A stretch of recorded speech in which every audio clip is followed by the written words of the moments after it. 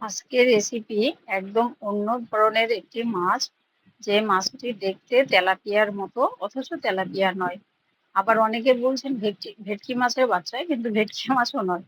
আপনারা অনেকেই এই মাছটি চেনেন না। অনেকদিন পরে মাছটি পেলাম। আমি ছোটবেলায় নদীতে দেখেছি এই মাছগুলো। যাই হোক, এখন এই মাছটি রান্না করতে গেলে প্রথমে আপনাকে মাছটিকে লবণ হলুদ দিয়ে ভালো করে মাখিয়ে হালকা হাতে তেল ভেজে নিতে হবে।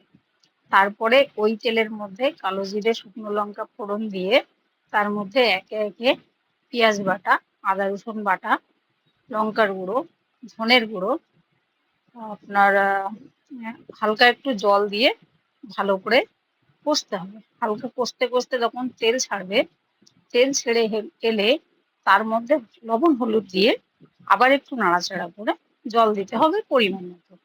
জল দিয়ে জলটা বেশ ফুটে এলে, মানে গরম হয়ে ফুটে এলে তার মধ্যে ভাজা মাছগুলো একে একে ছাড়তে হবে। মাছগুলো ফুটে বেশ নরম হয়ে এলে ঝোলটাও গ্রেভি তৈরি হয়ে গেল। তারপরে আপনি উপর থেকে ধনেপাতা ছড়িয়ে দেখবেন। ধনেপাতাটাও যেন একটু নরম হয়। ধনেপাতা থেকে বেশ একটা সুন্দর গন্ধ বেরোয়, সেটাও যখন বেরিয়ে আসবে তখন আপনি হালকা একটু গরম মশলা গুঁড়ো দিয়ে মাছটা নামিয়ে নেবেন। পরিবেশন করুন। খেতে ভালো হয়েছে, আমিও খেয়েছি, আপনারাও খান, ভালো লাগবে। Thank you.